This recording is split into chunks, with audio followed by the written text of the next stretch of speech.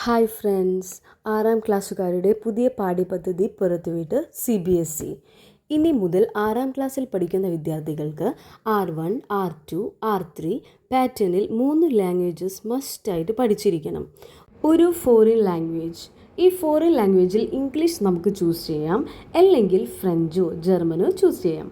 ഇതിനോടൊപ്പം 2 ഇന്ത്യൻ ലാംഗ്വേജും പഠിച്ചിരിക്കണം.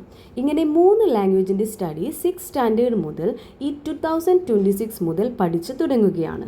അത് ഓരോ അക്കാദമിക് ഇയർ അപ്പാവുന്നതിനനുസരിച്ച് 2030 ആവുമ്പോൾ ആ വിദ്യാർത്ഥികളെ സംബന്ധിച്ചിടത്തോളം 10ാം ക്ലാസ്സിൽ 3 ലാംഗ്വേജിൻ്റെ എക്സാം എഴുതുന്ന കോൺഫിഡൻസോടെ ലാംഗ്വേജ് ഹാൻഡിൽ ചെയ്യാനും ആ ലാംഗ്വേജിൽ എക്സ്പേർട്ട് ആവാനുമുള്ള അവസരമാണ് CBSE കരിക്കുലം അപ്ഡേറ്റ് ചെയ്തുകൊണ്ട് ഇപ്പോൾ ലേറ്റസ്റ്റ് ന്യൂസായി പബ്ലിഷ് ചെയ്തിരിക്കുന്നത്.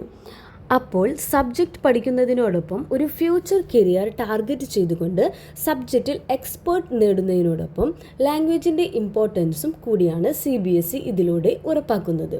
വിദ്യാർത്ഥികളെ സംബന്ധിച്ചിടത്തോളം ലാംഗ്വേജ് സ്റ്റഡി എന്നത് ഒരു വർക്ക് ലോഡായി കരുതാതെ നമ്മുടെ പഠനത്തിൻ്റെ പാർട്ടാണ്, ലൈഫിൻ്റെ പാർട്ടാണ് ലാംഗ്വേജ് എന്നത് മനസ്സിലാക്കണം.